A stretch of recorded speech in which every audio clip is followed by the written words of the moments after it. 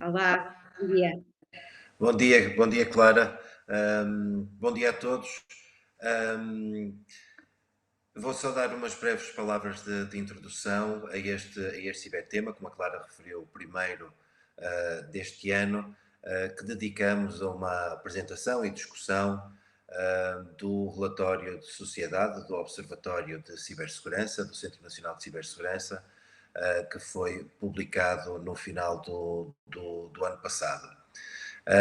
Este relatório já vai na sua quinta edição e pretende, no fundo, apresentar um conjunto de dados e uma análise qualitativa da componente de cibersegurança que diz respeito às pessoas. Portanto, tentar de alguma forma medir as políticas públicas e os relatórios do Observatório têm essa missão principal, que é tentar medir impactos das políticas públicas, sejam elas implementadas pelo Centro Nacional de Cibersegurança ou por outra qualquer entidade da nossa sociedade, e, no fundo, proporcionar uma visão sobre esses mesmos indicadores. Aliás, aproveitava o momento para publicitar que no nosso site e na área do Observatório de Cibersegurança temos um novo instrumento que apresenta, digamos, as várias séries de indicadores que nós temos vindo a produzir no âmbito do Observatório para poderem ser acompanhadas e podermos perceber as tendências e podermos ter os dados reais sobre os diferentes relatórios que produzimos. Portanto, é um instrumento interessante e importante, e é um instrumento importante também para a nossa academia, para terem alguns dados, para, digamos, reforçarem esta avaliação qualitativa que já é feita pelo Observatório, proporcionando dados concretos sobre estes temas. Queria também agradecer a disponibilidade dos três ilustres oradores que vamos ter hoje. À professora Helena Monteiro, ao professor Tiago Pedrosa e ao engenheiro Jorge Pinto, três colaboradores de longa data deste Centro Nacional de Cibersegurança. Tem várias iniciativas que temos, eles têm participado e trabalhado connosco, e muito agradeço mais uma vez a disponibilidade que tiveram para mais este evento. Portanto, desejo a todos um bom cibertema e uma boa sessão de trabalho, e passava desde já a palavra à Clara.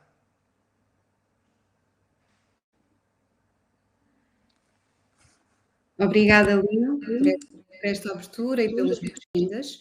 E agora, nada melhor do que conhecermos o relatório Cibersegurança em Portugal, tema Sociedade 2023, e alguns dos dados que importa aqui realçar no campo da análise das atitudes, dos comportamentos, da sensibilização e educação em cibersegurança em Portugal. E para isso, vamos ouvir Pedro Xavier Mendonça, responsável do Observatório de Cibersegurança do Centro Nacional de Cibersegurança. Bom dia, Pedro. Muito bom dia, obrigado, Clara, e obrigado, Lino, pela introdução. De facto, o objetivo agora, espero que estejam a ver a apresentação, é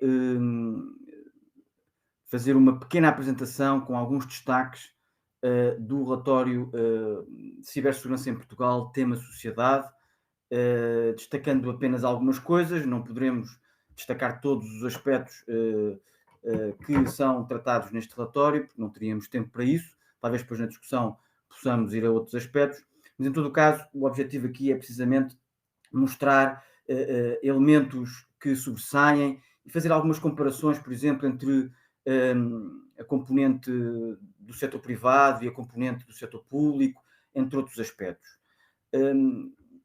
Como pequena introdução, é preciso também perceber em que contexto aparece este relatório. Este relatório aparece, de facto, no contexto do Observatório de Cibersegurança, que nasce com uma perspectiva multidisciplinar, ou seja, nós procuramos produzir e disseminar dados relativamente a várias componentes da cibersegurança, não apenas, portanto, a tecnológica ou a dos incidentes ou do cibercrime, por mais importantes que essas componentes sejam, mas também, neste caso, aquilo que diz respeito à sociedade, ou seja, ao comportamento das pessoas, às suas atitudes, às boas práticas nas organizações, às atividades de sensibilização, à educação nesta matéria. Temos outros domínios, como eu disse, por exemplo, temos também, já não neste relatório, evidentemente, mas temos também domínios ligados à economia, às políticas públicas, à componente legal da cibersegurança, às tecnologias emergentes, ao direito. Bem, podem consultar o nosso site para acompanhar os diferentes relatórios e os diferentes dados que temos publicados nestas diferentes matérias. Tal como outros relatórios, nós procuramos, também neste, articular várias entidades, colocar a comunidade a participar com dados, a participar com análise, também a participar com revisão até, e, mais uma vez, temos aqui várias entidades que colaboraram connosco, quer através de dados que eles próprios produzem para a comunidade, quer através de dados que partilham apenas connosco, respondendo a inquéritos, ajudando na análise estatística, etc. Como veem, são entidades de vários domínios, umas mais ligadas às empresas, outras mais ligadas aos profissionais de cibersegurança, outras mais ligadas à educação em geral. O relatório é dividido em diversas componentes e a primeira componente diz respeito àquilo que nós designamos de ambiente sociotécnico. O que é um ambiente sociotécnico? É um palavrão que talvez não seja dos mais comunicativos, mas a ideia é que possamos acompanhar a utilização das tecnologias digitais que têm alguma relevância, sobretudo do ponto de vista dos comportamentos para a cibersegurança, por forma a compreender o nível de exposição dos cidadãos e das organizações ao ciberespaço. Porque reparem, o nosso nível de capacidade e de resiliência só pode ser avaliado considerando a correlação entre isso e o nosso nível de exposição e também a capacidade das ameaças nos afetarem. E algo que tem sido constante, o número de indivíduos a utilizar a internet tem aumentado todos os anos. Atenção que nós usamos dados de diversas entidades e produzimos também dados. Neste caso, os dados que utilizamos são do Eurostat, em particular no trabalho que o INE faz com o Eurostat a nível nacional. Também temos depois dados da DGEC, portanto, Direção-Geral de Estatísticas, Educação e Ciência. Temos inquéritos que nós próprios aplicamos, entre outras fontes. Mas repare, o número de indivíduos que utilizam a internet continua a aumentar de ano para ano. Em 2022, 85% dos indivíduos em Portugal utilizaram a internet, nos últimos 3 meses, à data do inquérito. Ainda estamos abaixo da média da União Europeia, que é de 90%, mas ainda assim tem havido um crescimento contínuo. Os dados não são anuais, em alguns casos eles saltam anos. Por acaso estou a reparar ali numa pequena gralha, entre 2018 e 2016 é exatamente ao contrário, 2016, 2018, 2020, mas compreenderão que é uma sequência contínua de anos.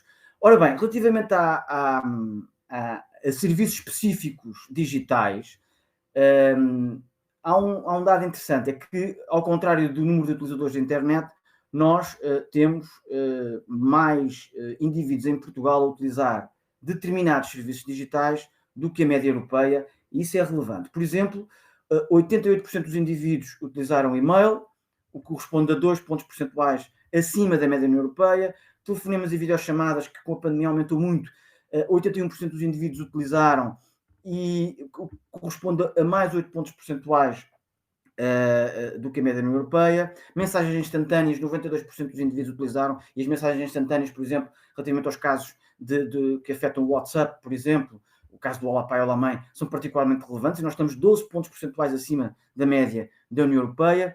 Redes sociais, 14 pontos percentuais acima da média da União Europeia. 79% dos indivíduos utilizam redes sociais em Portugal, onde é possível disseminar desinformação, onde ocorrem fluxos de identidade, burlas.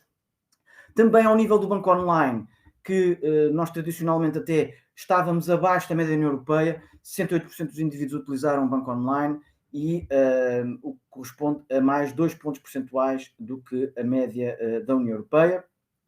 E reparem, por exemplo, relativamente ao e-mail, eu não cheguei a referir isso, mas o e-mail é um veículo fundamental para o phishing, e o phishing é um dos incidentes mais registados, e, portanto, esta utilização é relevante.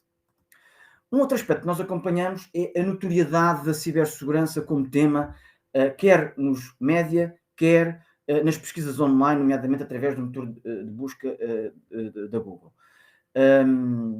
Utilizamos a plataforma Media Cloud para analisar o número de artigos publicados nos média que referem a palavra cibersegurança, e nós verificamos em 2022, e atenção, estes dados em geral têm-se referido sobretudo a 2022, já os anteriores e estes também, portanto, a estatística demora tempo, e, portanto, para termos dados completos dos anos, normalmente os relatórios referem-se sobretudo ao ano anterior. Em todo o caso, neste caso, verificamos que há um aumento significativo no número de artigos que referem a palavra cibersegurança nos média em Portugal, tendo-se passado de 1.344 artigos em 2021 para 2.187 em 2022. Evidentemente que estará correlacionado com o facto de 2022 ter sido um ano em que houve incidentes com muito impacto, impacto mediático, impacto reputacional, e depois impacto até em alguns serviços, e, portanto, foi um ano onde a cibersegurança foi muito referida nos jornais. Também foi um ano em que se verificou um aumento de pesquisas no Google. O Google Trends é uma plataforma que permite analisar índices de pesquisas online, não necessariamente em termos de números absolutos, mas numa proporção relativamente à população e ao nível de interesse, comparando com outros casos. Em todo o caso, de 2021 para 2022, este índice passou de 13,6 para 20,1, e, portanto, há um aumento no interesse e nas pesquisas por cibersegurança, na medida em que as pesquisas manifestam que existe algum interesse. Quais são as palavras associadas à palavra cibersegurança quando se pesquisa sobre cibersegurança? Reparem, temos um predomínio de expressões como cursos de cibersegurança, Cibersegurança Portugal, Centro Nacional de Cibersegurança, CNCS e IFP. E eu diria que podemos verificar com isto que existem dois temas muito importantes para as pessoas relacionados com a cibersegurança. Por um lado, a educação, cursos, o que mostra um interesse por haver aprendizagens nesta área, o que é positivo, diria, e depois também um interesse pela componente institucional. Quais são as instituições, neste caso o CNCS, qual o estado da cibersegurança em Portugal. Portanto, estes dois domínios eu diria que se destacam.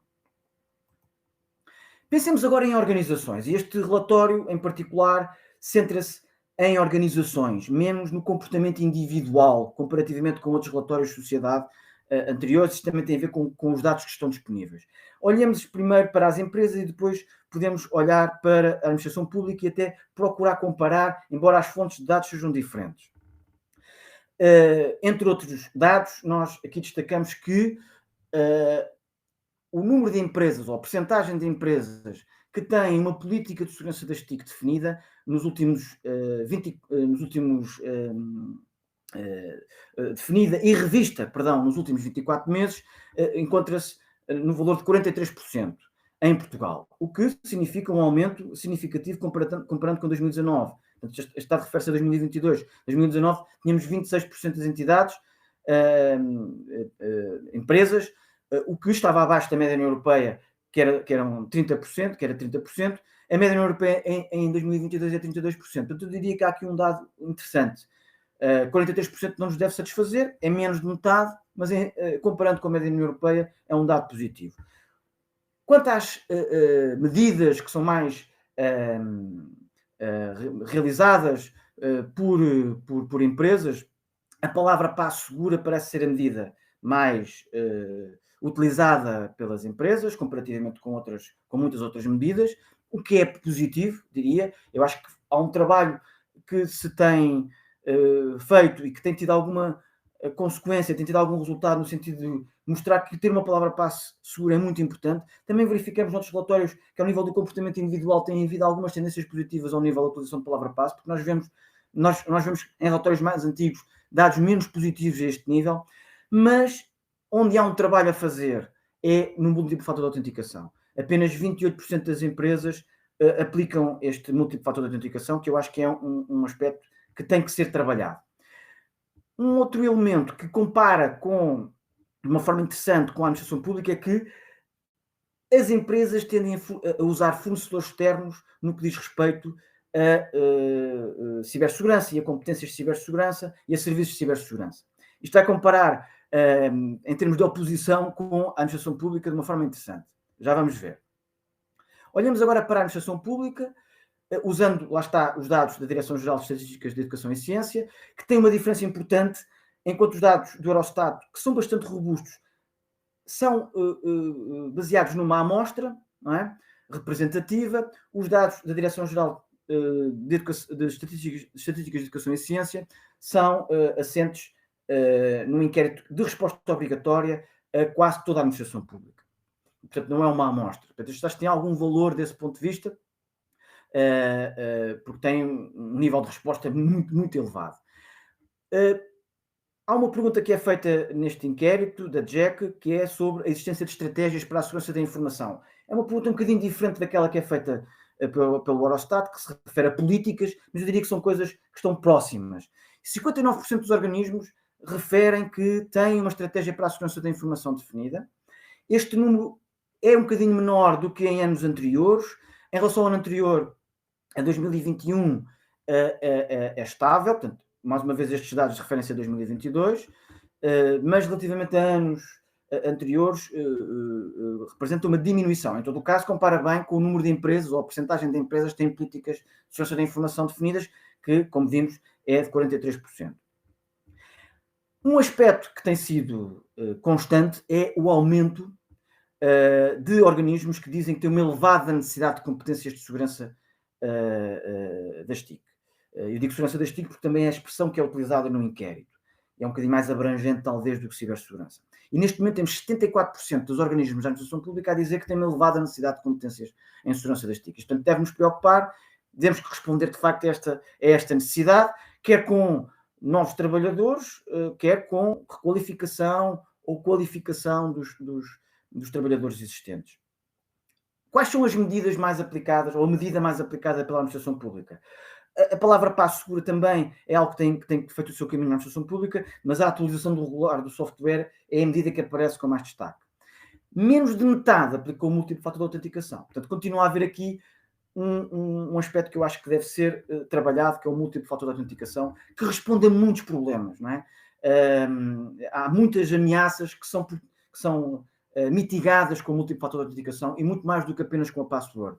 O phishing, o comprometimento de contas e, eventualmente, em alguns casos, até de ransomware, quando ele entra através de contas com acessos de administração, não é? Contas privilegiadas. Mas reparem, no gráfico que eu partilho, relativamente às necessidades de competências, elas vêm crescendo desde 2018, pelo menos. Portanto, é um aspecto que volto a referir, tem que ser considerado. Comparando com as empresas, a administração pública tende a usar mais recursos internos.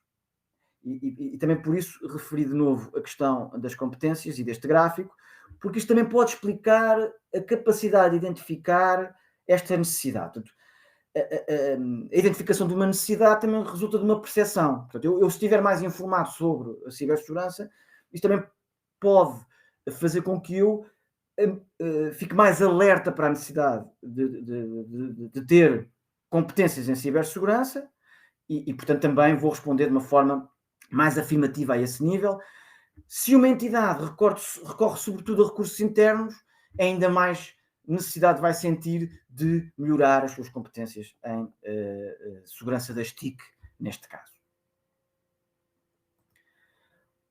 O último tópico que é tratado neste relatório é um duplo tópico, diria, que é o da sensibilização / educação. Portanto, quando falamos de sensibilização, falamos sobretudo de ações que procuram chamar a atenção para o problema e que procuram capacitar para aquilo que nós chamamos de ciberhigiene, ou seja, comportamentos básicos, mas que são fundamentais para qualquer indivíduo, independentemente da sua formação, na medida em que utiliza tecnologias digitais. A educação depois vai referir-se mais a competências hard, digamos assim, mais especializadas, e que também são multidisciplinares, não é? Portanto, não dizem apenas respeito à informática. Mas, olhando aqui para a questão da sensibilização, nós fazemos um inquérito a um conjunto de organizações com relevância na sociedade portuguesa, na medida em que têm a missão de sensibilizar a população em geral, e, portanto, estes dados, em particular, referem-se à sensibilização da população em geral e não necessariamente aos seus trabalhadores, aos seus recursos internos.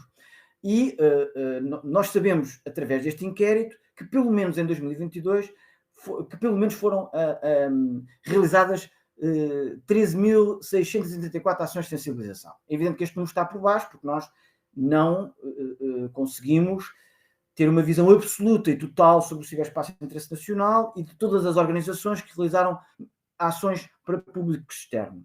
Mas considerando aquelas entidades que têm responsabilidades evidentes nesta matéria e têm alguma dimensão, pelo menos este número de ações este número de ações ocorreu.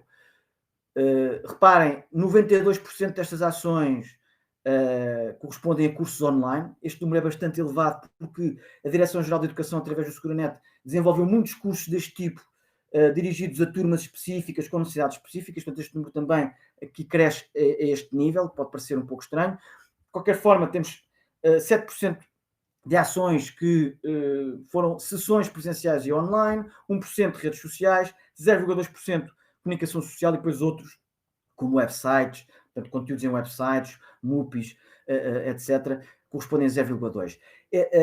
Comunicação social, redes sociais e outros têm uma percentagem em termos de ações menor, mas depois têm um alcance em termos de visualizações bastante elevado. E aqui não vamos falar de pessoas alcançadas, vamos falar de visualizações, e totalizam cerca de 6,7 milhões de visualizações nas redes sociais, por exemplo. Aqui não se inclui a comunicação social. Nós realizamos uma ação, pelo menos, entre outras, mas há aqui uma que se destaca, que é o ler antes, clicar depois, que embora... por acaso o ler antes, clicar depois já é 2023, perdão. 2022 temos algumas ações do Centro de Atendimento Segura que dizem respeito à comunicação social. O ler antes, clicar depois já é posterior. Em todo o caso, em termos de pessoas alcançadas através de cursos e de sessões de sensibilização, temos cerca de 1 milhão de pessoas, o que também parece interessante. Qual é o perfil maioritário das pessoas que se pretende alcançar? Atenção, há aqui um pormenor, não são necessariamente as pessoas que foram alcançadas, é as que se pretendem alcançar, e o perfil é sobretudo, tem sido cada vez mais, sobretudo, crianças e jovens. Em termos de género, não há um género em particular, mas a tendência tem sido para aumentar o perfil de crianças e jovens como público-alvo. Também há outros perfis, evidentemente. Públicos mais velhos também estão incluídos. Qual é o tema maioritário? Boas práticas genéricas de ciberhigiene. Existem outros temas, mas este predomina. Portanto, há aqui um bocadinho de clínica geral aplicada a este domínio. Relativamente à sensibilização interna, há dados aqui interessantes. As empresas internas, portanto, para recursos internos, 63% das empresas dizem que realizam ações deste tipo, embora elas sejam maioritariamente voluntárias. Há um dado também interessante, é que na administração pública tem aumentado a percentagem de organismos que convertem para obrigações contratuais determinadas responsabilidades do ponto de vista da ciberhigiene. Já estou a chegar ao fim do meu tempo e também da apresentação. Alguns dados relativamente à educação. Continua a aumentar o número de cursos de cibersegurança e segurança de informação, portanto, cursos superiores especializados nesta matéria. Estou a falar apenas de cursos superiores especializados. Há outros cursos que, evidentemente, produzem profissionais, nomeadamente os cursos de informática, mas estes aqui são especializados, também têm um pendor informático muito grande, mas são especializados em cibersegurança. Em 2022 tínhamos 25 cursos, em 2023 já temos 28, foram criados mais 3, e o dado relevante é que foram criadas 2 licenciaturas. Nós só tínhamos uma licenciatura, temos mais 2, neste momento já há 3 licenciaturas, temos 11 mestrados, 13 cursos técnico superior profissional e um doutoramento. Portanto, aqui os cursos profissionais e os mestrados continuam a predominar, o número de alunos inscritos continua a aumentar, aumentou 24% em 2022, o número de diplomados também aumentou 34%, contudo estes diplomados correspondem apenas a 2,5% dos diplomados em TIC nesse ano, portanto é um número relativamente baixo. Mulheres inscritas são 10%, diplomadas são 7%, sendo que ao nível dos cursos de TIC em geral temos 20,5% de mulheres diplomadas. Portanto, é um dado que se repete e que é reforçado aqui. Há, em geral, menos mulheres, ainda menos mulheres nos cursos de cibersegurança e na área da cibersegurança do que nas outras áreas de TIC, que já têm poucas mulheres. Os cursos centram-se sobretudo no norte do país e na área metropolitana de Lisboa, alguns no centro, poucos no Alentejo. As restantes regiões não têm cursos especializados, não quer dizer que não formem pessoas destas áreas. Este é mesmo o último slide, já vou com cerca de 2 minutos fora do meu tempo e peço desculpa por isso. Aspectos críticos. Portanto, nós procuramos sempre ter algumas recomendações e não ficarmos simplesmente com os dados no ar, digamos, e no vazio. Há um maior risco fruto de mais usos da internet e dos serviços digitais. Embora as tendências sejam positivas, achamos que ainda é insuficiente a adoção de políticas e estratégias de segurança da informação. Algumas medidas têm que ser mais aplicadas como multifator de autenticação e, evidentemente, temos uma elevada necessidade de competências em TIC, em segurança das TIC na administração pública. E em TIC em geral, mas na segurança das TIC em particular. O mercado tem várias respostas para estes problemas. Eu vou falar só daqueles que dizem respeito ao Centro Nacional de Cibersegurança. Vou destacar aqui estes. O Quadro Nacional de Referência para a Cibersegurança, que ajuda certamente a desenvolver políticas nas organizações e a aplicar determinadas medidas. A Sea Academy, que lança por todo o país um conjunto de cursos que procuram capacitar os operadores de serviços essenciais, a administração pública e outras entidades nas várias competências de cibersegurança. Temos os selos de maturidade digital, nomeadamente o selo de cibersegurança, que permite fazer com que as organizações comecem a adotar determinadas práticas passo a passo, e por fim o cidadão ciberseguro, que vai responder nomeadamente àquele maior risco fruto de maior uso da internet e de certos serviços digitais, com boas práticas de ciberhigiene em geral. Assim termino. Passo então a palavra à minha colega, agradeço a vossa atenção, estou disponível também para perguntas e vou procurar também aqui acompanhar o debate. Muito obrigado. Obrigada, Pedro, pela tua apresentação do relatório publicado pelo Observatório de Cibersegurança e pelos destaques que acabaste por fazer e que vão dar um mote ao espaço de debate que temos a seguir. Foste cumpridor do tempo, portanto, nem um minuto a mais, nem um minuto a menos. E vamos agora passar à apresentação dos nossos convidados, acima de tudo a quem agradeço a disponibilidade. Temos connosco Helena Monteiro, é presidente da direção da Associação para a Promoção e Desenvolvimento da Sociedade de Informação. Temos também Jorge Pinto, presidente da direção da Associação Portuguesa para a Promoção da Segurança de Informação. Temos ainda Tiago Pedrosa, é professor adjunto, investigador e consultor no domínio da cibersegurança e segurança de informação do Instituto Politécnico de Bragança, e a quem se junta Pedro Xavier Mendonça, responsável do Observatório de Cibersegurança do Centro Nacional de Cibersegurança, que acabamos de ouvir. Por falar no Pedro Mendonça, a educação e a oferta formativa em cibersegurança foram destacadas na sua apresentação.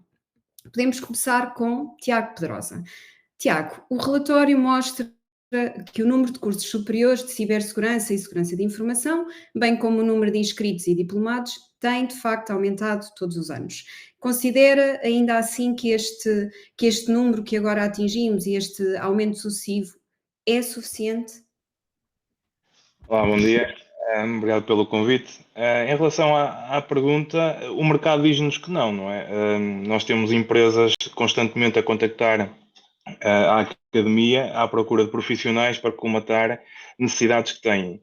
E essas necessidades, como o Pedro informou no relatório, não é com 174 diplomados específicos em áreas que vamos conseguir resolver o problema da escassez de recursos nesta área. Acresce também que o mercado globalizado e a caça a talentos a nível internacional colocou certas questões de capacidade de retenção de talento, não só na administração pública, como se referiu aqui, que sempre foi um problema difícil de competir com as empresas, mas também as empresas agora em Portugal também estão com essa dificuldade de reter talento, graças a haver recrutamento para trabalhos em full remote para todo o mundo, não é? Por isso, efetivamente, temos que abordar este assunto. Estamos a crescer de uma forma sustentada.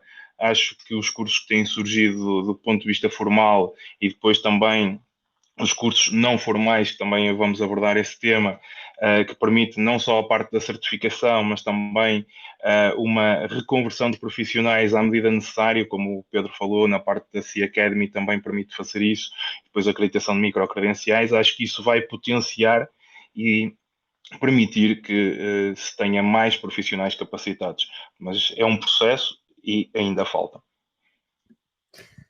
E tal como acabou de dizer, na parte do ensino não formal, nós podemos assumir que a maioria dos profissionais desta área surge de facto destes cursos ou de outros menos especializados. Portanto, surge dos cursos já de nível superior ou de cursos menos especializados. Tiago. Assim, o perfil destes profissionais, e como vimos, nós começamos a formar profissionais especificamente com estes nomes, não é? Com estas buzzwords de cibersegurança, segurança da informação, mas já há muito tempo que as pessoas na área da informática tinham que se preocupar com a segurança e não vinham de formações específicas desta área. Ou seja, é algo que com competências base as pessoas vão melhorando graças à necessidade dos desafios que são colocados à frente e, num plano de formação contínua, permite, seja autodidata, seja tirando partido de formação, certificação, se especializar na área. Por isso, neste momento, a realidade é que os profissionais que nós temos, a grande parte dele continua a não ser especificamente cibersegurança, mas sim pessoas que desenvolveram essas competências de forma autodidata, também temos, e pessoas que têm formação da área de informática e afim, que se foram especializando graças à formação contínua para ganhar as suas competências e o que acham necessário. De notar que o perfil de um profissional de cibersegurança é alguém que busca o conhecimento acima de tudo com uma resiliência bastante elevada para atingir os seus fins.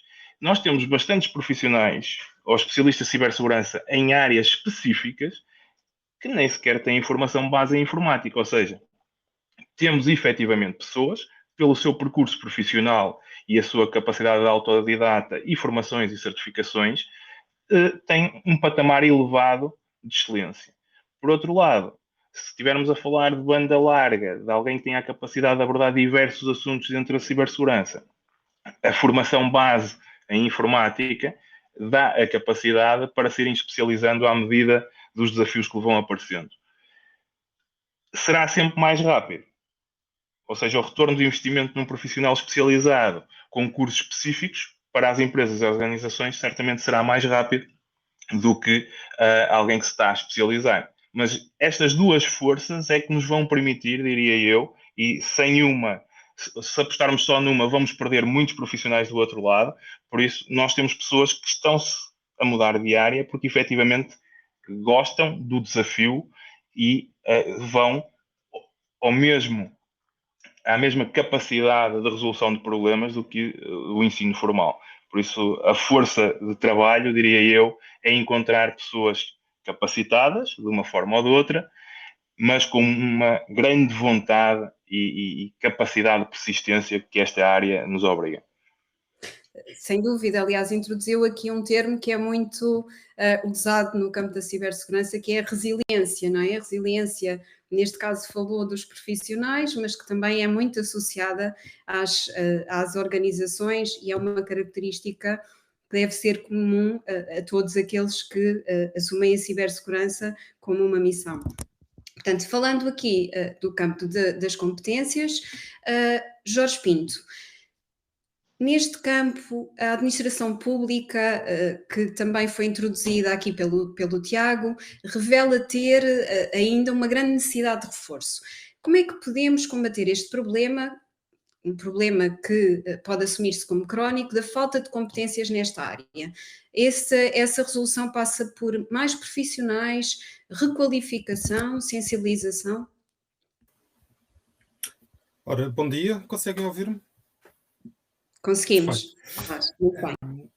Ora, antes de mais, obrigado pelo convite, estar a representar aqui a AP2ECI. Essa é uma pergunta, eu vou agarrar naquilo que o Tiago acabou de referir.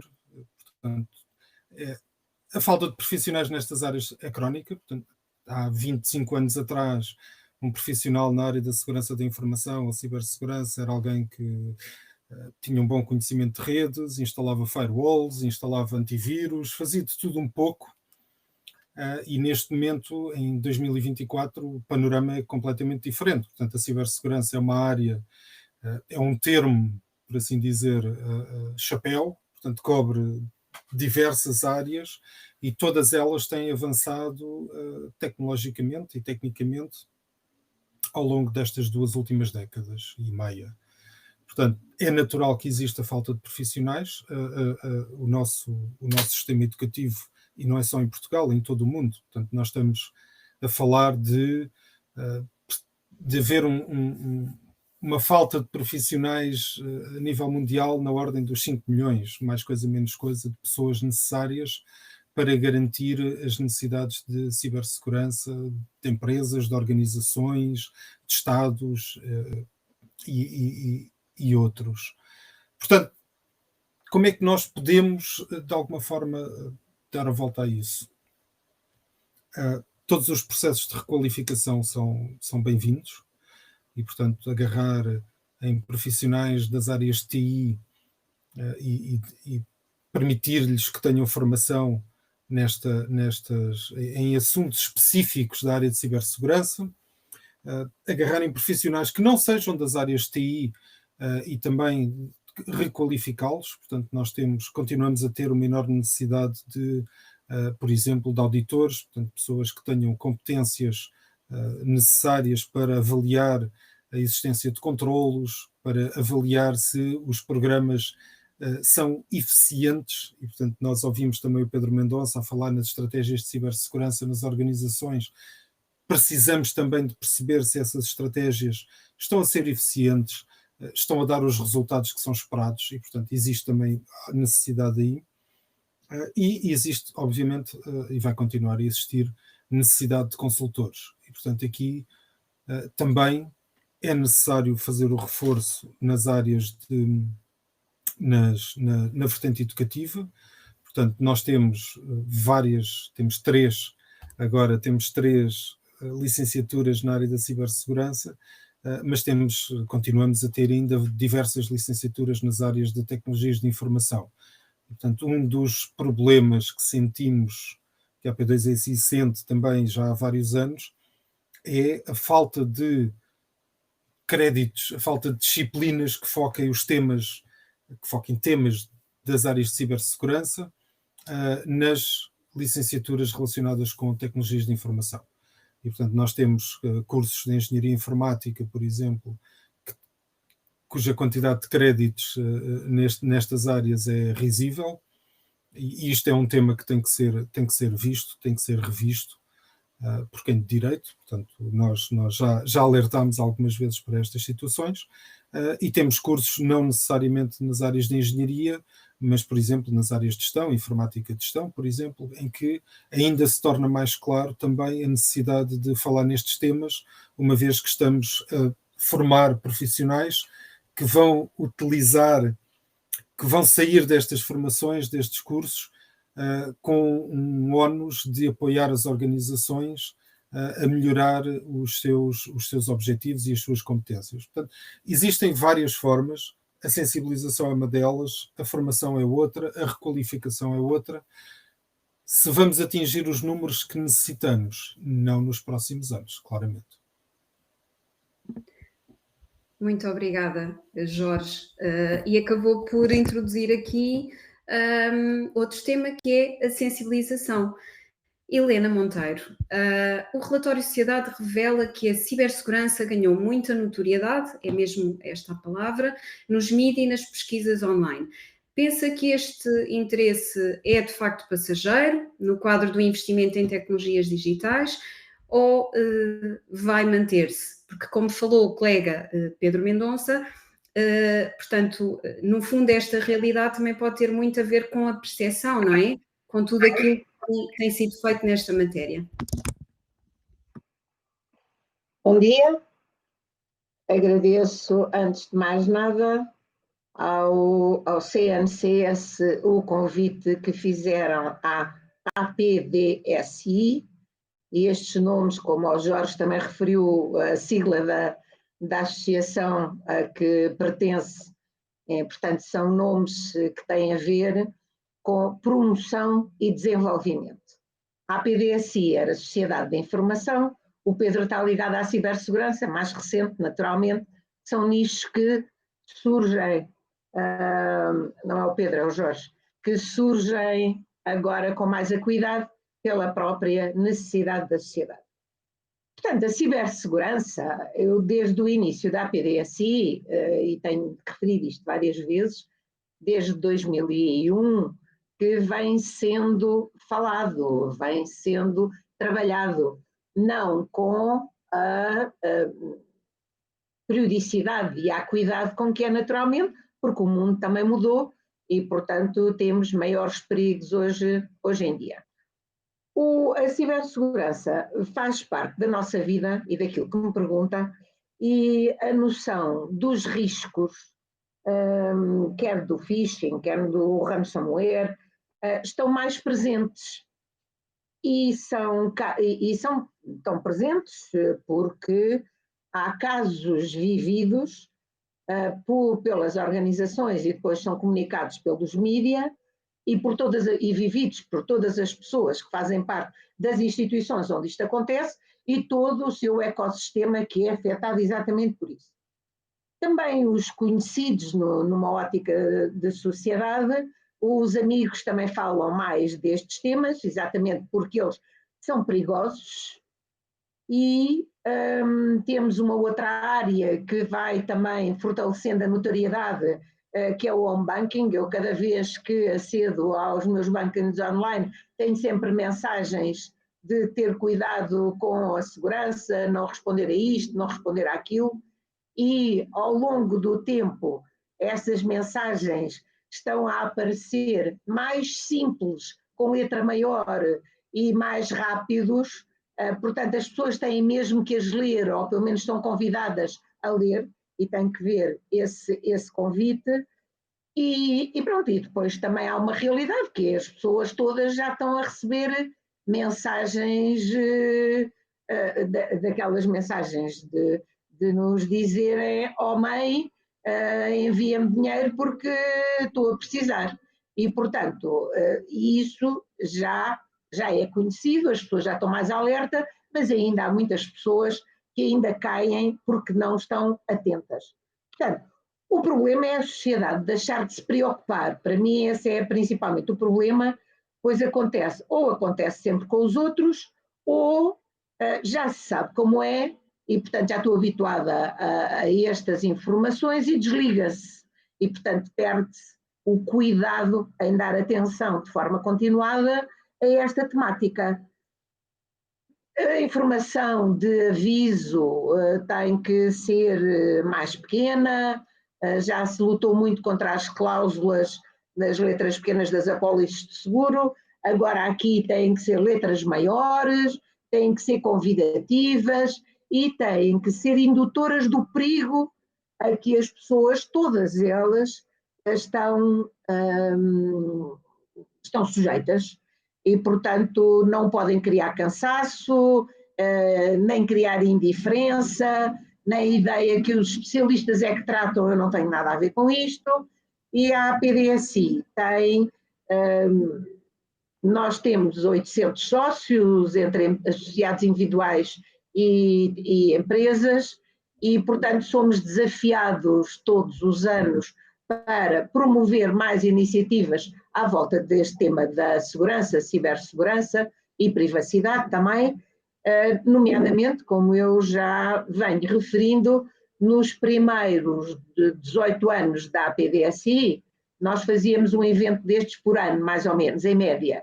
E neste momento, nos últimos 4 anos, temos estado a fazer 6 eventos em média por ano, naturalmente. Ou seja, uma participação muito grande. Ou seja, acaba um pouco para a solução. Aliás, todos nós temos aqui um papel a contribuir para a solução. E voltando um pouco à questão da formação, Tiago, é verdade que na área da cibersegurança existem, e voltemos à questão também da formação formal, que há pouco referiu, existem muitos profissionais sem formação formal, com percursos mais autodidatas, e considera que é fora do ensino formal que há mais algo a fazer. No fundo é o completar, é o voltar à sua resposta anterior e dar continuidade a esse raciocínio, até porque a falta de profissionais, que também foi muito corroborada pelo Jorge Pinto, é algo premente, não é? Porque numa área na qual tem de ser feito um investimento. Tiago. Sim, a parte do ensino formal, principalmente, é o que eu explico aos meus alunos, que é explicarmos qual é o caminho que vocês devem percorrer, quais são os fundamentos, o encadeamento de competências e criar o seu perfil de uma forma consistente. O não formal autodidata também tem a capacidade de se desafiar constantemente à procura do conhecimento que necessita para ultrapassar os seus desafios, mas de uma forma um pouco ad hoc, ou seja, há muitas vezes profissionais que conseguem chegar a ter uma carreira consistente nesta área em ambientes bastante específicos.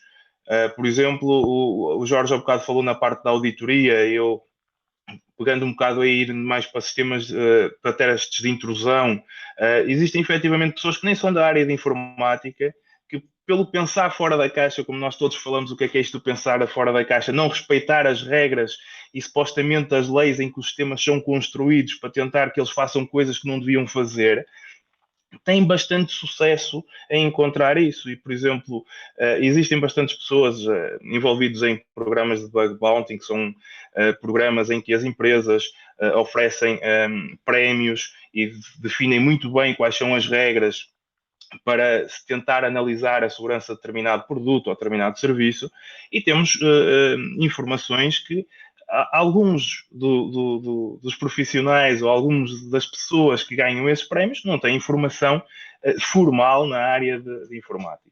Mas depois, muitas vezes, acaba-se por se esgotar a sua capacidade numa situação bastante específica, porque falta efetivamente uma base mais sólida para outros problemas. Se nós olharmos também para o ensino formal, e estávamos aqui a ver, ou seja, existem bastantes cursos de especialização tecnológica, existem menos licenciaturas, depois volta a abrir o leque para os mestrados, e existe aqui a identificação de um doutoramento na área de segurança também. O que é que nós temos aqui? Nós temos aqui 2 anos em que os profissionais são formados de uma competência bastante técnica para resolver problemas de primeira linha, como técnicos de cibersegurança. Depois, muitos deles vão para as licenciaturas em cibersegurança específica, para se especializarem, terem mais cadeiras da área com maior profundidade, mas outros vão para cursos tipo Engenharia Informática, onde vão ter os fundamentos da computação e arquiteturas e um conjunto de coisas que lhes permite compreender em profundidade aqueles desafios que eles foram consolidando de como resolver em primeira linha, mas não conseguem ir mais longe se não tiverem esses fundamentos. E depois voltam-se a especializar no mestrado ou voltam a ter com maior profundidade já na área uma coisa que veio do início, que é o desafio. E muitas vezes, só para terminar, o que é preciso provocar às pessoas e estes profissionais para serem bons profissionais é a vontade de aprender e ultrapassar as coisas. E muitas vezes, nestes testes, o que existe é o levantar o gosto de resolver esses desafios e fazer essas coisas, para depois ir à procura dos fundamentos e depois especializar na área.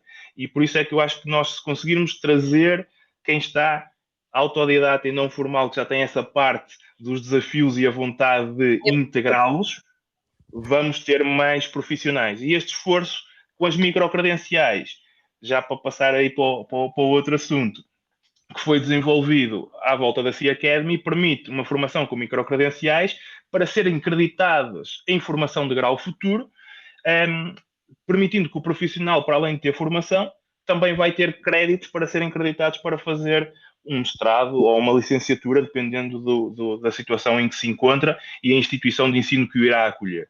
Por isso, eu acho que juntando isto, estamos efetivamente a aumentar essa capacidade de trabalho especializado na área. Claro. Obrigada, Tiago. Jorge, e em que áreas de cibersegurança a P2SI vê existirem mais necessidades profissionais? Ora, nós de 2 em 2 anos realizamos um inquérito aos profissionais de segurança e cibersegurança em Portugal, e esse inquérito, uma das questões visa justamente ganhar algum entendimento sobre este tema, e eu neste momento estou aqui a olhar para um quadro que é resultado do inquérito do ano passado, em que vemos que temos uma grande fatia de pessoas a trabalhar nas áreas de consultoria, seja interna, seja como prestador de serviço. Logo seguida das áreas da auditoria de segurança e também da implementação de segurança, de soluções de segurança em dispositivos. Portanto, estas são as 3 grandes áreas onde os profissionais que responderam ao inquérito desenvolvem a sua atividade. Aonde é que nós vemos as necessidades? Portanto, no extremo oposto, questões como criptografia e criptanálise. Temos pouquíssimas pessoas que trabalham diariamente nestas áreas. Ciência de dados, inteligência artificial, portanto, temas que estão cada vez mais no nosso radar e onde precisamos ter pessoas também com competências em cibersegurança para nos apoiar nas decisões. Segurança de ambientes na nuvem. Portanto, retirando os consultores, esta é uma área que também apresenta poucas pessoas a trabalharem especificamente. Engenharia de segurança em sistemas de controle industrial, engenharia de segurança no desenvolvimento de equipamentos, no desenvolvimento de software. Portanto, estas são as áreas onde nós sentimos que faz falta haver pessoas, até porque nós falamos muito, por exemplo, nas questões das certificações de produto, de garantir que os produtos seguem standards de segurança e, portanto, precisamos ter pessoas a trabalhar nestas áreas. Não basta termos apenas consultores, precisamos ter pessoas que tenham a capacidade, e estas, como dizia bem o Tiago, estas capacidades são desenvolvidas muito em ambiente universitário. Portanto, é necessário entender como é que funciona um sistema, de que forma é que o desenvolvimento de software ocorre e quais são todas as operações que ocorrem nesse âmbito, de que forma é que os equipamentos são desenvolvidos, são desenhados, são produzidos para garantir a segurança em linhas de código, em software, em hardware e inclusivamente também já tinha focado o tema da criptografia e criptanálise, são temas essencialmente da matemática e onde nós temos muito pouca presença, nós em Portugal temos muito pouca presença. Portanto, estas são as áreas onde nós sentimos que deveria haver mais investimento, ou investimento não necessariamente de dinheiro, mas, por exemplo, alteração de alguns programas de licenciaturas, talvez inclusivamente alguns programas de mestrado que possam ser lançados virados especificamente para estes temas, obviamente também balanceado com aquilo que são as necessidades que o mercado português tem. Portanto, não queremos também estar a formar pessoas fantásticas na área de criptoanálise quando depois acabam por ter ofertas de trabalho lá fora. No exterior. Que elas fiquem cá, exatamente. E vocês têm, Jorge, vocês, ao nível da AP2SI, têm de facto esse conhecimento a partir da vossa comunidade de associados ou outras comunidades em que participem? Sim, este inquérito é realizado a nível nacional, portanto, chamamos todos os profissionais que trabalhem na área, seja a tempo inteiro, seja a tempo parcial, e portanto isso também é algo que nós tentamos perceber. E, por exemplo, a nossa comunidade interna, vá lá por assim dizer, da AP2SI, já está muito próxima das 200 entidades, sejam individuais ou coletivas, e o inquérito chegou pelo menos a cerca de 380 pessoas. E, portanto, aqui podemos ter uma visão mais macro do que é que... relativamente a vários temas, seja um dos temas que é mais esperado, participa no inquérito, que é o tema dos vencimentos.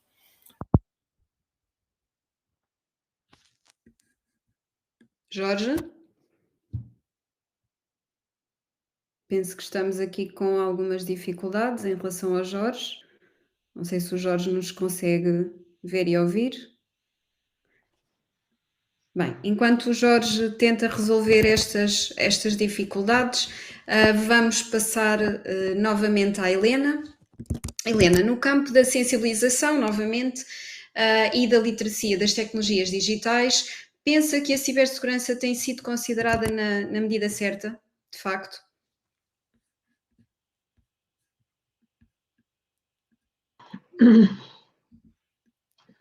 A cibersegurança nunca, nos dias de hoje, é considerada na medida certa, porque é tão relevante, tem impactos tão negativos.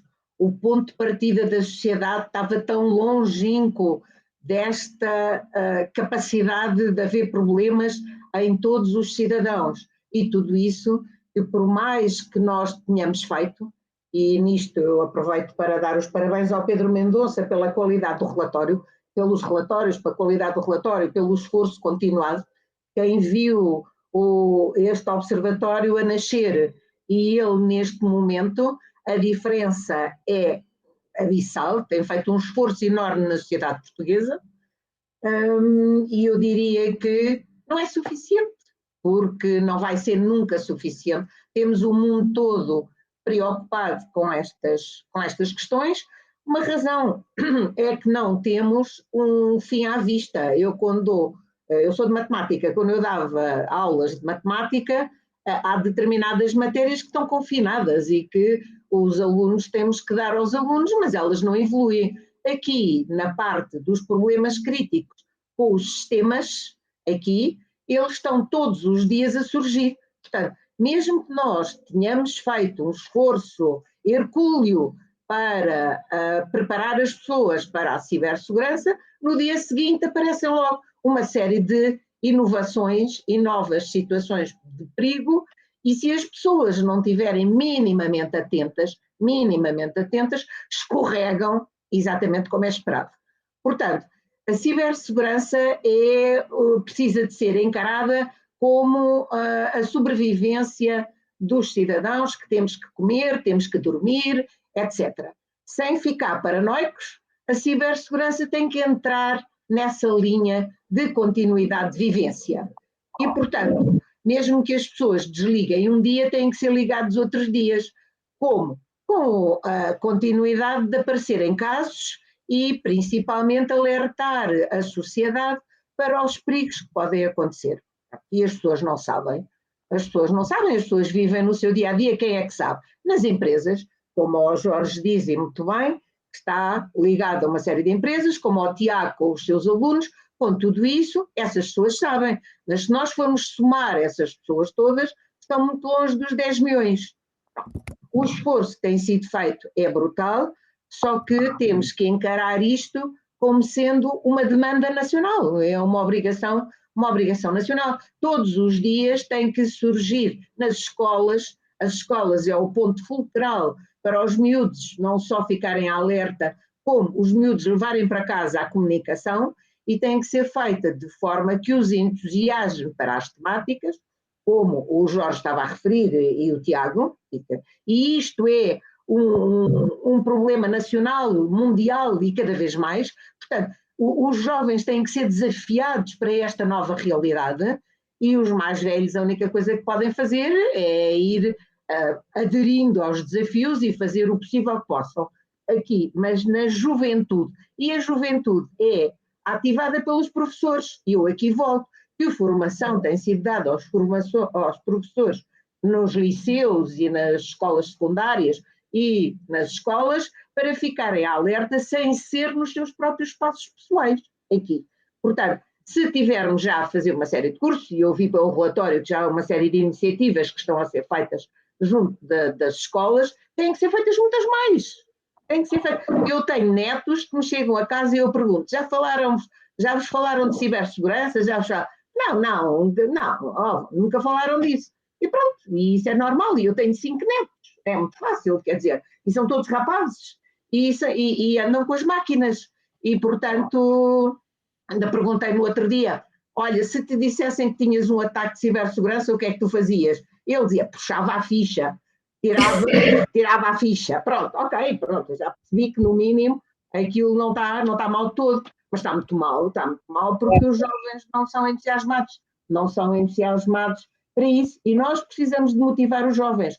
Uma das áreas que eu acho que devia estar também neste contexto é a Ciência Viva, porque a Ciência Viva tem sido uma entidade que se tem esforçado pela parte das tecnologias ao longo do país e que faz uma série de sessões pelo país. Eu estive presente na Semana da Tecnologia, da Ciência e da Tecnologia, porque fizemos um evento sobre inteligência artificial e arte, e na APDSI eu fiquei surpreendida porque tivemos 200 participantes. Normalmente os nossos participantes andam à volta de 100, tivemos 200, entusiasmou. Depois tivemos um de regulação da inteligência artificial, também tivemos 200. Eu digo, eu tenho é que ter os temas que têm a ver com a necessidade da sociedade, isto enquanto associação, naturalmente, não é? E que motiva quer também os adultos mais velhos, que são neste momento uma grande camada da população no nosso país e que acabam também por ter uma grande dependência das tecnologias digitais, não é? Portanto, é uma faixa da população onde tem que ser feito também um investimento.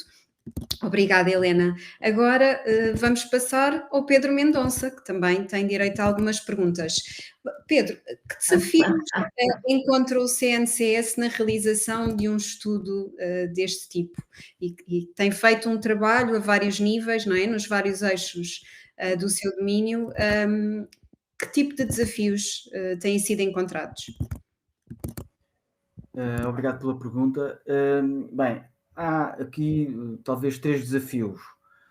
Por um lado, a necessidade de articular várias entidades na partilha dos dados e mobilizar as entidades para a partilha dos dados.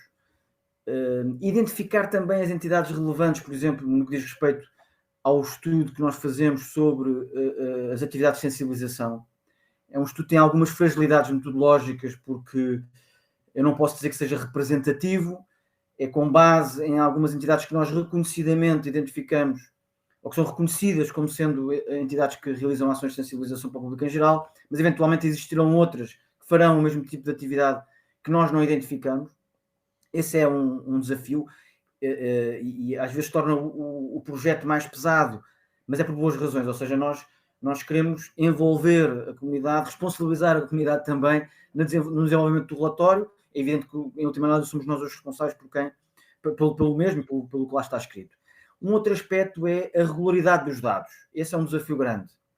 Nós estamos dependentes de alguns dados produzidos, por exemplo, pelo Eurostat, em Portugal pelo INE, que nem sempre são anuais. Por exemplo, existem Existe um inquérito que é anual relativamente ao uso das tecnologias de informação e comunicação nas empresas e depois nas famílias e nos utilizadores comuns, mas o slot ligado à cibersegurança não é anual. E é um esforço que nós temos feito no sentido de influenciar quem de direito, no sentido de esse slot ser mais regular, mas nem sempre é possível. Eu também percebo que, provavelmente, muitas outras entidades, muitas outras esferas de preocupação na sociedade procuram introduzir as suas preocupações nos inquéritos, no ensino, e, portanto, há aqui depois também algum ruído, e quem tem a responsabilidade por fazer os inquéritos ou por desenvolver currículos, no caso do ensino, sente aqui alguma dificuldade. E depois há o problema também da comparabilidade dos dados, ou seja, nós não temos um grande inquérito que tome conta da situação, digamos assim, consiga analisar tudo. Nós temos dados fragmentados sobre diversas componentes que nós consideramos relevantes, depois procuramos produzir dados onde nós sentimos que há falta de dados, e como a metodologia não resulta de um processo único, a comparabilidade entre estes dados nem sempre é possível. E nós às vezes até optamos por não os comparar diretamente, deixar isso às pessoas e ao leitor, precisamente por isso. Por um lado, nós queremos fazer análise que integre os diferentes dados, esse é um dos principais objetivos, né? Nós podemos dizer, bem, as empresas têm tendências positivas aqui e acolá, e isso compara de determinada maneira com a administração pública, mas ao mesmo tempo também temos o objetivo de disponibilizar os dados às entidades e aos interessados e aos profissionais, aos jornalistas, ao cidadão comum, disponibilizar os dados para uma consulta rápida ou uma consulta pelo menos integrada sobre cibersegurança. Portanto, eu diria que estes são os 3 principais desafios, portanto, envolver as entidades, ter regularidade nos dados e ter comparabilidade nos dados. É muito fácil nós sermos influenciados pelo que está na moda. E a nossa opinião também ser influenciada pelo que está na moda. Portanto, é muito fácil dizer coisas incorretas, e certamente eu digo muitas, mas é muito fácil dizer coisas incorretas porque estamos a ser influenciados. Eu dou-vos um exemplo: a inteligência artificial. Perdão. Certamente é muito importante, não quero diminuir a sua importância. Nós próprios, no relatório de riscos e conflitos, falamos dessa tendência como algo que tem que ser tido em consideração, mas é evidente que nós neste momento falamos todos de inteligência artificial. Eu estou a falar de inteligência artificial, na realidade. Mas todos falamos de inteligência artificial, se calhar de uma forma um bocadinho desmesurada relativamente a algumas coisas que vão acontecendo. Bem, à parte a efetiva influência que a inteligência artificial tem, há aqui, às vezes, uma influência dos média que é preciso ter em consideração. E na sequência daquilo que estavas a dizer, acabaste por, de certa forma, já dar uma resposta. Os dados que existem não são, de facto, então suficientes. Portanto, é preciso investir mais nestas recolhas, porque tem sido, de facto, um dos desafios, não é? Eu acho que sim. Portanto, o Centro Nacional de Cibersegurança não tem todos os recursos do mundo e, portanto, nós procuramos, sobretudo, em articulação com várias entidades, nomeadamente, por exemplo, com a P2SI, com quem temos uma colaboração em vários projetos, entre os quais este relatório, mas também o riscos e conflitos, o inquérito que o próprio Jorge falou. A PDSI também tem colaborado connosco, sobretudo neste relatório de sociedade. Além desta articulação com as entidades, é importante que... Portanto, nós, através dessa articulação, dizia eu, no fundo procuramos compensar a falta de recursos através de uma maximização e um aproveitamento de uma economia de escala, considerando relações na administração pública, com associações, etc. Sim. Mas, por outro lado, era importante que cada organização, as empresas, as associações, as agências públicas, etc., também procurassem avaliar mais os resultados das suas ações. Não é? E este relatório refere isso, não é, Pedro? Que de facto não tem sido feito por parte de grande parte das organizações o investimento na avaliação. Exatamente, há pouca, as organizações fazem as ações de sensibilização, por exemplo, mas depois avaliam um pouco os seus resultados. E os resultados a avaliação dos resultados não pode ser confundida com a avaliação da qualidade da sensibilização, no sentido de, gostaram, não gostaram, foi interessante, não foi interessante. Uma ação de sensibilização pode ser super interessante e não resultar em nenhum comportamento positivo. E uma ação que até, se calhar, é menos espampanante, mas porque é muito dirigida, fica na memória, resultou num comportamento positivo. Isto também me leva já agora a um outro aspecto que diz respeito a outras coisas que foram ditas, que é a necessidade de nós conseguirmos fazer com que estes dados tenham depois influência, os resultados relativamente à avaliação dos comportamentos das pessoas e das boas práticas nas organizações, que estes resultados depois influenciem as estratégias políticas, as ações de sensibilização e os conteúdos que são utilizados, os conteúdos desenvolvidos no ensino, por exemplo, a identificação de determinadas necessidades de profissionais, não é? Como estava a referir o Jorge e o Tiago, podem e devem ter consequências nas estratégias para o ensino. Isso nem sempre é fácil de conseguir, mas é um desafio, e acho que esse é um dos desafios do Observatório. Obrigada, Pedro. Bem, e acabamos por chegar à última pergunta que eu vou colocar a todos. Peço que sejam sucintos nas vossas respostas. Porquê? Porque já estão a chegar-nos através do nosso chat algumas perguntas que vamos ter de selecionar, pelo menos aquelas que têm a ver diretamente com o tema que hoje está aqui em debate, outras têm chegado que têm a ver com outros temas que podemos até trazer para outras ações do CNCS. No fundo, é perguntar-vos que outros aspectos podem destacar como sendo relevantes nos dados partilhados pelo relatório Sociedade. Jorge Pinto.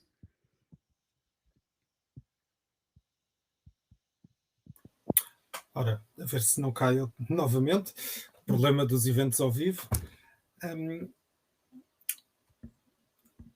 Em termos para já, quero deixar aqui só uma nota rápida, os meus parabéns ao Observatório, e portanto eu gostava também de ter começado por aí, pelo trabalho feito com este relatório. E como diz o Pedro, é necessário que existam fontes de informação mais disponíveis, e isto também é algo que nós conseguimos com a educação. Portanto, mais uma vez, nós não conseguimos gerir aquilo que não conhecemos, e portanto as próprias organizações, quando referem que têm estratégias de segurança implementadas, têm programas de sensibilização implementados,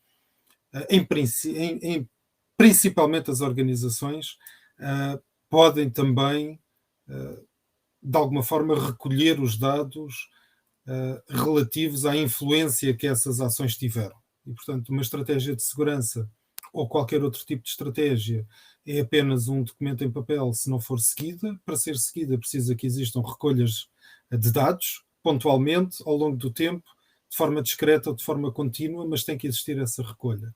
E, portanto, é algo também que as organizações podem, de uma forma voluntária, partilhar com o Centro Nacional de Cibersegurança, neste caso mais especificamente com o Observatório, de várias formas, através de relatórios anuais, através de relatórios semestrais, seja através do envio de um ficheiro de Excel, mas que pelo menos possam partilhar essa informação. Nós ainda há relativamente pouco tempo eu estava a ler um artigo de uma das nossas associadas que fala sobre a importância das organizações declararem que foram vítimas de ciberataques, por exemplo, não publicamente, obviamente, nós também não estamos à espera de evoluir na maturidade do país décadas no espaço de um ano, mas pelo menos à entidade que é a Autoridade Nacional responsável por este tema. E, portanto, não basta apenas contactar para nos queixarmos ou para pedirmos ajuda, mas também para informar de que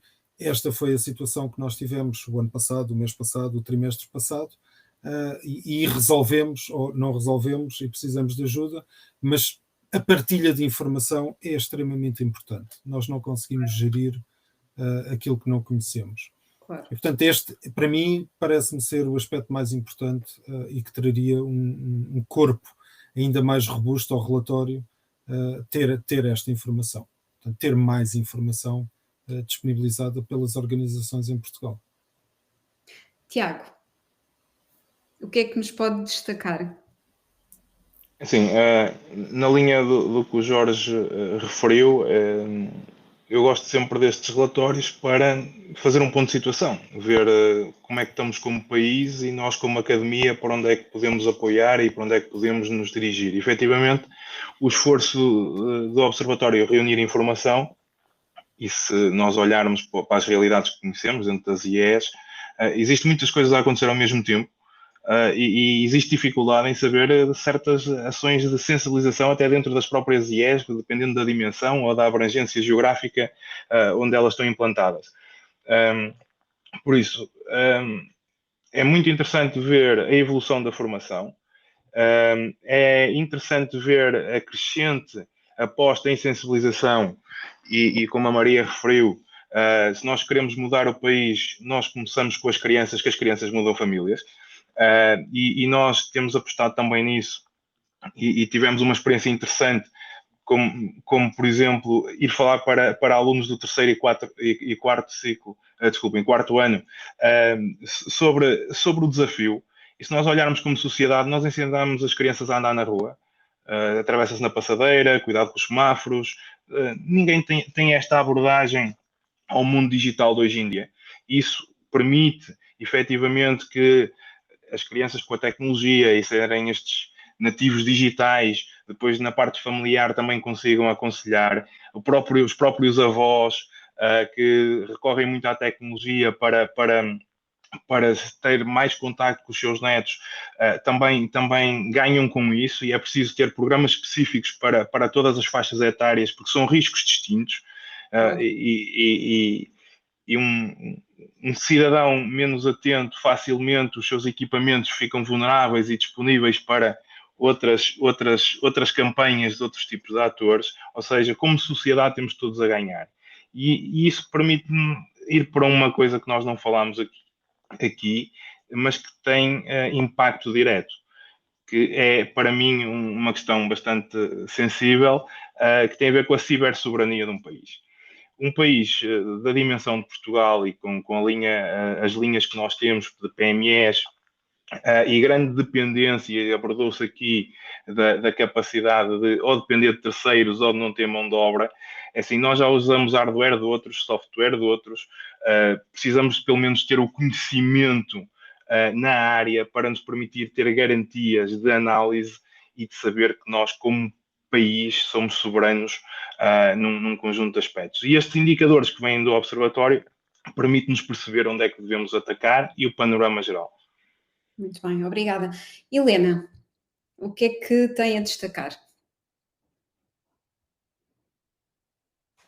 Está sem som? Agora sim? Muito bem, muito bem. A primeira é que a energia não falte ao Pedro Mendonça e à CNCS para dar continuidade a estes relatórios e estas iniciativas. Não é? Isso é fundamental porque é o centro da expansão destas preocupações e dos seus remédios, pelo menos, e estar atento e entrar mais dentro da casa de todos. Há um ponto no relatório, o relatório, como o Tiago acabou de referir, é um ponto de situação aqui, mas é um ponto de situação que tem que ser vivo, e daí é neste nosso debate, em momentos subsequentes. Quase que pegava no relatório e às principais empresas do país e perguntava onde é que pode melhorar. Pronto. E depois ia ver. No fim de contas, fazer um prémio para as iniciativas mais atuantes após o efeito do relatório. Pronto. O relatório serve porque fez atuar uma série de organizações. A parte das empresas, elas estão mais atentas, estão mais preocupadas, a parte das consultoras estão a prestar serviço, etc. A parte da administração pública é mais delicada, porque a administração pública não tem recursos e mesmo assim está a recorrer externamente porque não tem mesmo as suas pessoas, apesar de aparecer aí alguns casos que até têm pessoas e que a gente duvida um bocado. Portanto, mas há uma coisa muito simples que as empresas fazem, não é? Nós tivemos casos da nossa banca em Portugal em que a certa altura a banca era composta por uma série de empresas todas coordenadas centralmente e a primeira coisa que eu vi fazer foi criar um centro de serviços partilhados em que concentravam os recursos todos e davam as orientações para os outros e faziam com que os outros acontecessem, controlavam, auditavam e asseguravam a qualidade do que é que podia acontecer. E isto aconteceu em toda a banca aqui. Porque a banca está preocupada porque o negócio da banca é a informação, naturalmente. Os outros setores também, temos a distribuição, temos tudo isso. A administração pública tem alguns nichos de serviços partilhados, só que esses nichos não são suficientes. Não são suficientes porque dedicam-se apenas a determinados setores. Nós temos isso na saúde, temos na administração central, mas, de qualquer maneira, é muito pouco. Nós precisávamos de um centro de serviços partilhados para a cibersegurança aqui. E nós, neste momento, vamos ter o NIS 2, que traz uma série de novidades e que vai obrigar a que todos os setores da sociedade estejam eles próprios articulados. E, quer dizer, eu não estou a ver cada um dos organismos da administração irem estudar o NIS 2 e saber o que é que vão fazer e fazer o que é que vão adotar e o que é que vão recrutar e tudo isso. E depois dá espaço para as empresas atuarem e muito bem, porque se não forem elas, então é um desastre. Mas eu acho que há políticas públicas na administração pública que devem avançar tendo em conta que há que reduzir recursos e ser muito bom, mesmo muitíssimo bom, neste contexto, num país tão pequeno e que, apesar de ser grande intelectualmente, naturalmente, mas um país pequeno, mas que tem que reduzir recursos e perder a noção dos responsáveis de isto é meu, isto é meu, isto é meu, que são os nichos da administração pública, e, portanto, eu não cedo aos outros, não cedo aos outros. Tem que haver uma estratégia nacional, tem que haver uma estratégia nacional para a cibersegurança na administração pública. Isto é a minha sugestão, que já vivi muitos anos e já vi muita coisa. Claro, apostar muito na partilha, não é? No contributo de todos para a solução. E agora passamos, na verdade, ao momento dedicado às perguntas e respostas. Portanto, eu vou pedir ajuda ao colega Pedro Mendonça para que possamos fazer aqui uma seleção, a seleção possível, uma vez que já não temos muito tempo para esta parte do webinar, a partir do nosso chat. Pedro. Nós incentivamos a que fizessem perguntas e de facto responderam a esse incentivo com muitas perguntas e eu procurei aqui selecionar alguns aspectos. Algumas perguntas dizem muito diretamente respeito a esclarecimentos relativos ao relatório e a algumas coisas do Centro Nacional de Cibersegurança. Eu vou só responder a essas muito rapidamente. E depois há aqui 2 ou 3 que eu gostava de lançar aos restantes parceiros de painel. Uma questão é, alguém fala no facto de existirem também ações de formação para pessoas com mais de 45 anos e não serem apenas para crianças e jovens. Eu talvez não tenha explicado bem. Há uma tendência para haver mais ações de sensibilização dirigidas a crianças e jovens, mas há para todas as idades, nomeadamente para pessoas mais velhas. Relativamente ao selo de cibersegurança, ao projeto Sea Academy, eu convido-vos a visitarem o nosso site, onde tem informação mais detalhada sobre estes projetos, sobre estas atividades, que podem vos conduzir à melhor forma de ou acederem a cursos da Sea Academy ou aderirem ao selo de cibersegurança. E o mesmo posso dizer de outros projetos. Houve outras perguntas que foram sendo feitas que também depois foram sendo respondidas ao longo do debate. Há uma questão sobre a prestação de serviços de cibersegurança a pequenas e médias empresas, eventualmente outro tipo de organizações. E se o Centro Nacional de Cibersegurança pode fazer uma ponte entre esses serviços e as organizações, e nós temos em desenvolvimento um projeto que é o Sea Network, que ainda não está completamente ativo, mas que também peço a vossa atenção para ele, porque acho que responde um bocadinho a esta necessidade.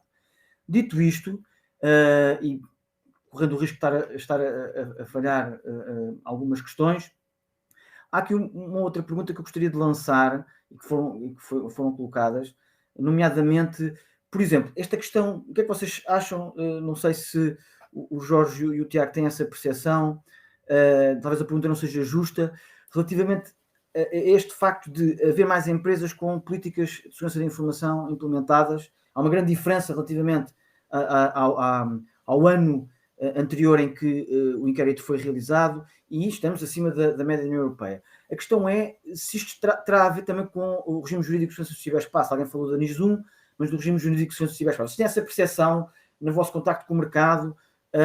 Quer dizer, organizações estarão mais atentas a isto? Não sei se também a professora Maria Monteiro também me poderá responder a isto. O que é que vos parece? Eu posso começar. Uma das formas mais práticas de garantir a implementação do que quer que seja é tornar um requisito legal.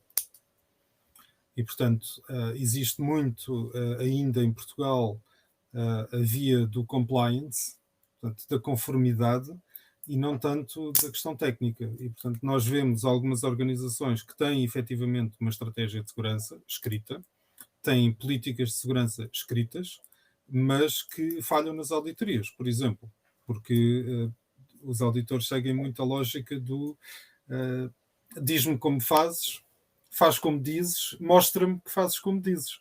E, portanto, muitas falham, algumas pelo menos, falham neste terceiro ponto.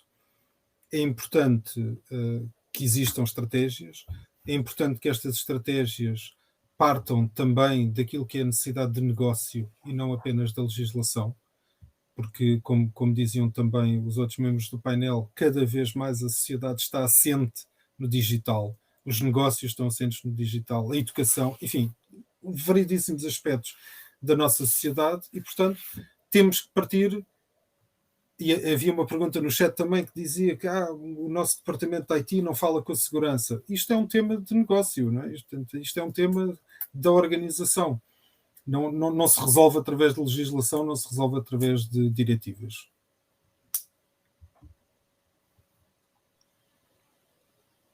Tiago. Eu concordo com o Jorge, e se nós olharmos para trás e virmos as certificações de qualidade, não é? Vamos ao mesmo nível. A ideia de ter uma certificação, se não é com o princípio de uma melhoria contínua na área em que se está certificado, serve para um bonito selo, não serve propriamente para ganhar resiliência. E, efetivamente, a força de lei em Portugal continua a ser, muitas vezes, em certas áreas, a única forma de começar a mudar alguma mentalidade, e isto começa a funcionar quando se olha para a cibersegurança não como um custo operacional acrescido para qualquer situação, mas como a capacidade de fornecer o serviço que se pretende, e com uma forma de ser distintivo perante os outros. Porque, por exemplo, a Maria falou ali na história dos bancos. Efetivamente, eu, se souber que um banco tem uma atitude mais proativa do ponto de vista de cibersegurança, e se eu olhar para custos e são relativamente próximos os custos que eu tenho de estar num ou no outro, eu, para me proteger a mim próprio como consumidor de um serviço, mas em última instância como um cidadão que se preocupa com os seus dados, roubos de identidade e coisas por aí fora que normalmente acontecem associados a esses problemas com os bancos, eu vou escolher aquele que me dá maiores garantias de uma proatividade a nível de cibersegurança. Quando as empresas fizerem isso, quando se criar produto e a cibersegurança estiver logo no início, que é um esforço que nós andamos a fazer na parte da academia, na parte dos centros de investigação, que é não é só de requisitos funcionais que vive o produto, porque ele só se vai subsistir, só vai ser resiliente, só vai aguentar o que se passa ao longo de todo o tempo de vida do produto, se a cibersegurança for integrada logo no início. Enquanto não fizermos isso, efetivamente nós vamos estar aqui a tentar pôr remendos, e remendos não funcionam, como o Jorge disse. Por isso temos que integrar isto na parte da sociedade, na parte das empresas e na academia como um todo, e cibersegurança é um requisito para qualquer produto, qualquer serviço que se queira desenvolver e pôr ao serviço de uma sociedade. Vou só dizer uma coisa, o Jorge e o Tiago já tocaram esta tecla muito melhor que eu. Eu apenas queria chamar a atenção que nós passamos por modelos de transformação brutais nas organizações. Um deles foi a qualidade. A qualidade, desde a primeira vez em que ela aparece, primeiro nas fábricas, mas eu não estou a falar nisso, estou a falar em todas as organizações, na administração pública, nos bancos, na distribuição, em todo o lado. E quando aparece a qualidade também, aquilo também foi um furor.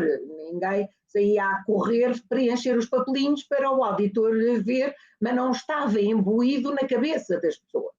Neste momento, o conceito de qualidade já está diferente. Já está diferente porque toda a gente sabe qual é o impacto da não qualidade. E nós aqui na parte da cibersegurança é a mesma coisa. Só que a cibersegurança quase que é uma parte da qualidade no seu todo, naturalmente, mas é muito mais crítico, porque pode fazer uma destruição, destruir de um momento para o outro aquilo que é um bem público ou um serviço público, e isso não tem valor, porque isso é brutal.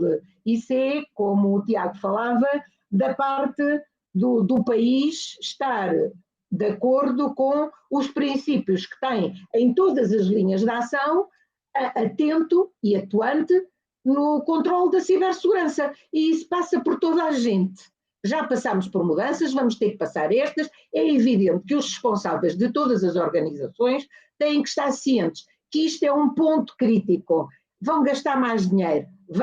Vão perder alguma qualidade, alguma capacidade, porque gastaram dinheiro aqui, não vão gastar dinheiro ali. Não, mas nessas alturas o que é preciso é acontecer um desastre muito grande para todos se preocuparem. Quer dizer, eu não vejo outra maneira, da mesma maneira como a qualidade. Empresas que não tinham os sistemas de qualidade introduzidos em toda a organização, não são os papelinhos, não eram os papelinhos, é toda a gente estar a trabalhar para isso. Também houve imensos casos na sociedade de desastres e das empresas e das organizações terem desaparecido. É a mesma coisa, só que neste momento isto é muito mais grave e necessitamos todos de estar juntos. Não é só a pessoa do direito, com a NIS 2 agora a área de direito é brutal, é o engenheiro, é o gestor, é o técnico, temos de estar todos de mãos dadas para atuar e enfrentar esta situação com naturalidade, sem ter que ir para o psiquiatra, não é? Pronto, e era isto que eu queria referir e dar os parabéns uma vez mais ao Pedro por este esforço magnífico com este relatório. Eu ia pegar nele e ia bater as portas todas para saber se já leram, se não leram, o que é que pensam, o que é que querem fazer e tal, e fazer um prémio. Quem é que trabalhou melhor o relatório? E tem aí um prémio. E, portanto, está um nome que aparece aí da empresa aí no vosso site, porque este interpretou e tem factos que se reconhecem que o relatório foi útil e me transformaram, e aqui está. E no ano seguinte os outros também querem lá estar. O bicho homem é sempre o mesmo. Uma vez mais os meus parabéns. Muito obrigado. Uma coisa boa nas vossas respostas é que também foram respondendo a outras perguntas, e nós de facto já estamos a sair do nosso tempo, mas eu não resisto a deixar aqui só mais uma que aparece com muita frequência, com mais um bocadinho mais para um lado, ora para o outro, e peço mesmo uma resposta telegráfica. Uma pessoa que quer entrar na área da cibersegurança, quer ser um profissional da área da cibersegurança, por onde é que deve começar? Isto entrou um bocadinho com a ideia de que é que as empresas também estão à procura. O Jorge Pinto há pouco falou um bocadinho nisso, mas tentem ser mais telegráficos, considerando a vossa experiência, porque eu adivinho que possam estar pessoas muito interessadas nisso no nosso público. Eu posso dar uma resposta muito rápida. Nós temos no nosso site, em ap2si.org, temos justamente uma secção de dicas e conselhos, 8 dicas para quem quer iniciar uma carreira em cibersegurança. E, portanto, uma delas não tem nada a ver com a componente técnica, tem a ver com a componente social. E, portanto, se nós queremos começar uma carreira no que quer que seja, temos que conhecer as pessoas que trabalham nessa área, temos que contactar com elas, eventualmente procurar um mentor que nos possa apoiar nesse percurso, para não ser um percurso ad hoc, como referias há pouco, Tiago e Pedro. E, portanto, conheçam as pessoas, participem nos eventos organizados pela comunidade e pronto, e façam networking. E a partir daí construam o vosso caminho apoiados nas pessoas que já trabalham nesta área. Pedro, Obrigado. Sim. eu gostava de dizer só uma coisa sobre isto. Depende de quem está à procura. Ou é um jovem ou é uma empresa. Se eu tiver um jovem ou um profissional ou uma pessoa isolada, o Jorge aqui já orientou e depois, e assim sucessivamente. Se for uma empresa, o que eu sugiro é que convidem os consultores do mercado nesta área, 3, e que os ouçam e vejam o que é que eles dizem. Eu fiz parte também fui consultora numa empresa de consultoria, numa grande empresa, e tive uma vez um cliente que chamou o mercado e que perguntou assim: eu não sei nada sobre este assunto, expliquem-me o que é e como é que vocês podem melhorar isto. No fim de contas, fomos as empresas todas do mercado que fomos responder, porque a empresa que estava a solicitar era uma dimensão enorme, e tivemos todos a trabalhar para ele. E pronto, eu não digo o fim, porque no fim ele disse que sabia mais que qualquer um de nós e que não precisava de ninguém. Pronto, ok. Mas isto é um triste caso de cliente e consultores. Mas o que eu digo é que os consultores estão exatamente aí, para aí. Então, eles estão disponíveis para ensinar, para apresentar, evidentemente, na medida em que depois querem um retorno de um trabalho de consultoria, naturalmente. Estão a fazer o papel deles. E têm um papel de modernidade brutal e eficaz e rápido. E, portanto, esta é a minha sugestão, se eu estiver a falar de uma empresa. Muito obrigado. Tiago, telegráfico. Então, telegráfico. O que o Jorge falou, efetivamente, é um bom ponto de partida para quem está à procura, ter um mentor, discutir, ir a eventos que são organizados. Existem eventos norte a sul do país na parte de cibersegurança que ajuda a fazer o networking, conversar com as pessoas, ver perfis mais formais, como curso de especialização. Temos tido pessoal que já tem a sua licenciatura ou tem o seu mestrado e veio tirar curso de especialização porque é mais rápido o tempo de chegar ao mercado.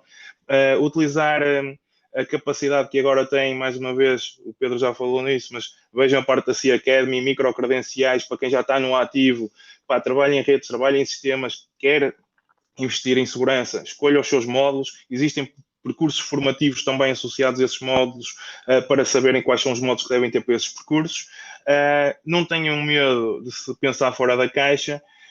Pensem efetivamente no que é que gostam de fazer e o que é que, dentro da cibersegurança, vocês vêm-se a fazer horas seguidas até conseguir ultrapassar o desafio. E depois vejam um percurso formativo para fazer isso. Seja na academia, falem connosco, falem com empresas, vejam certificações, sejam autodidatas, tenham um mentor. É isso. Clara, passo-te a palavra. Já estamos fora do tempo, portanto. Obrigado pelas respostas. E obrigada pela tua ajuda na seleção das perguntas. Naturalmente não foi possível responder a todas as questões, algumas delas que não tendo a ver com este cibertema foram respondidas logo de início, ou foram sendo respondidas ao longo do debate.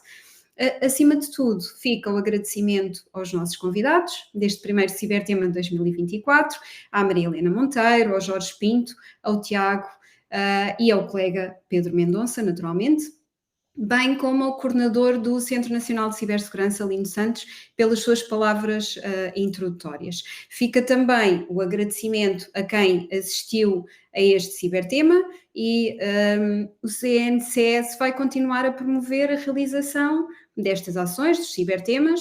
Quem sabe se aqui também não surgiram, através das perguntas, alguns outros tópicos que possamos desenvolver neste tipo de iniciativas.